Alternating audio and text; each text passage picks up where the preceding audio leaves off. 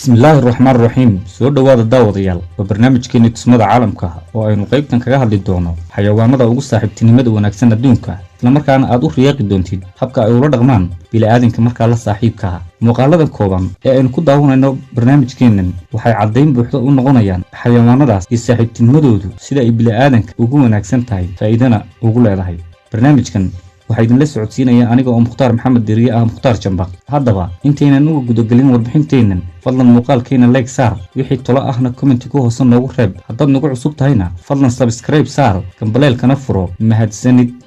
daawade xayawaanka ugu horeeya ee aan ku soo qaadanayno barnaamijkeenani waa xayawaanka loo yaqaan maroodigu waxaynu naqaanaa waxyaabo badan oo ay bini'aadamku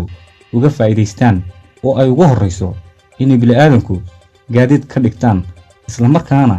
ay kaga talaabaan dhulalka wabiyada ah ee aan bini'aadamku iyaga gaarkood u mari karin haddaba taa waxa u dheer maroodigu hadba qofkii la saaxiiba waxa uu ka dhigtaa saaxiib dhow isla markaana haddii lagu tababaro ciyaaraha kala duwan ee adduunka fulin kara waxyaabo badan oo indhaha bini'aadamku aanay yaqiinsanayn maroodigu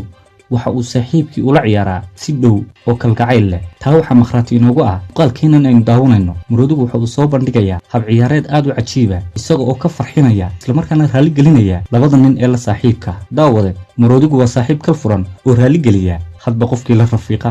xayawaanka labaad ee aynu ku soo qaadanayno barnaamijkeenani waa xayawaanka loo yaqaano haambaradu haday jeer waxay ku jirtaa badda iyo dhulka biyaha ah inagoo taa og inaynu ku nool nahay bariga hase ahaatee taasi inagamay xidhin inaynu la saaxiibno haambaradu ani ahaantay waxay tahay xayawaanka ugu saaxiibtinimada wanaagsan adduunka sababtoo ah qofka la saaxiiba waxay u soo bandhigtaa daacadnimo cajiiba iyo ciyaar uu aad ugu riyaaqo bal daawo muuqaalkeenan sida ay haambaradaasi u raali gelinayso saaxiibkeed waxay ula ciyaaraysaa siyaabo cajiiba oo aanay indhahaagu malayn karin taas oo uu ku tababaray saaxiibkeedan rabaystay xayawaanka saddexaad aynu ku soo qaadanayno barnaamijkeenani waa xayawaanka loo yaqaano libaaxu waxuu ka mid yahay xayawaanada daalinka ah isla markaana khatar ku ah nolosha bini'aadamka taa cagsigeeda libaaxu waa saaxiib kal furan haddii aad rabaayadaysato isla markaana aad ku tababarto habkii uu kuula noolaan lahaa libaaxu marnaba ma dhibaateeyo saaxiibkiisa soo korsaday isla markaana u quudiya si hagarlay ah libaaxu waa xayawaan xasuus badan haddii muddo badan aad kala maqnaataan adigoo oo soo korsaday isla markaana uu meel kale kaaga soo baxo wuxuu kugu farxayaa sidii inuu yahay qof bini'aadamiya waxa uuna kula ciyaarayaa si aanad qiyaasi karin bal qiimee oo daawo muuqaalkeennan waxa ay caddayn u tahay saaxiibtinimada libaaxu in ay tahay mid aad u wanaagsan isla markaana farxad gelinaysa qofkii soo korsaday ama la dhaqmay libaaxa xayawaanka afraad aynu ku soo qaadanayno barnaamijkeenani waa xayawaanka faraska loo yaqaano farasku waa gaadiidka ugu wanaagsan ee intii bini'aadamku jiray ay isticmaalaan farasku hadba ninkii dhaqdaa waa sida uu tababaro farasku waa saaxiib kal furan oo siyaabo badan oo qofka bini'aadamka ah raali geliya oo uu ku farxo ula dhaqma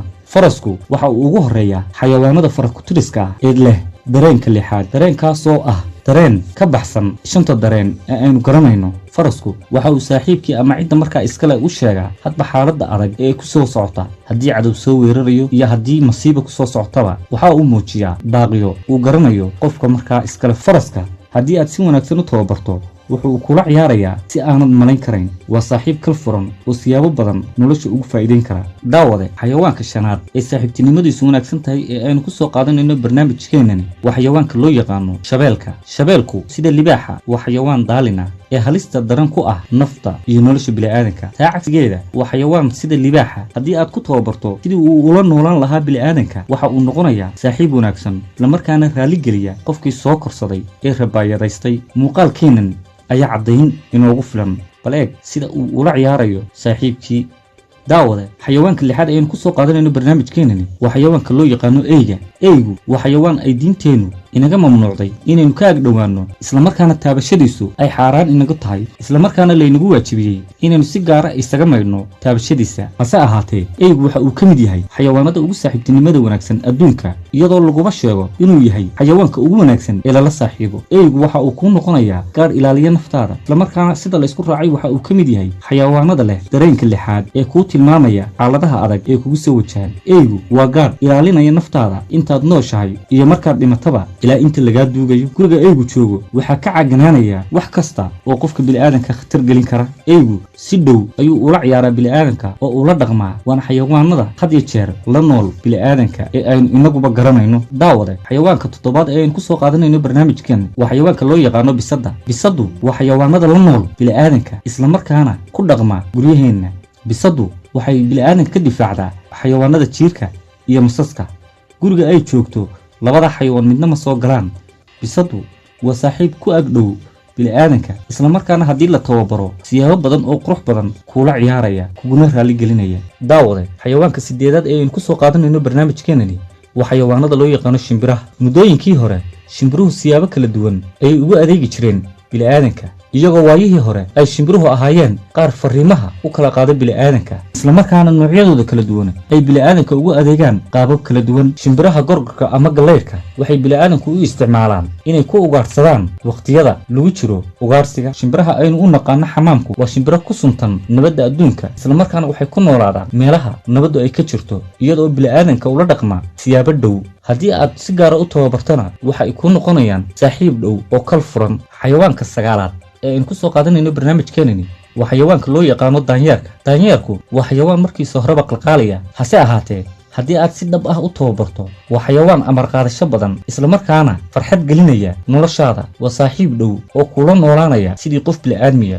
daanyeerku waxa uu ka mid yahay xayawaanada sida gaarka ah loogu adeegto. tusaalena waxaa inoogu filan muuqaalkan aynu daawanayno. daawade, xayawaanadan aynu soo sheegnay dhammaantood waxay ku wanaagsan yihiin la saaxiibitaanka iyo la dhaqanka bini'aadanka. hase ahaatee inta kuma koobna xayawaanadu ee waa inta ugu muhiimsan uguna saaxiibtinimada wanaagsan ee la sida gaarka ah ula dhaqma nolosha bini'aadankana marka ay ka agdhowaadaan farxad geliya. barnaamijkeennii aynu kaga hadlaynay xayawaanada ugu saaxiibtinimada wanaagsan adduunka waa naga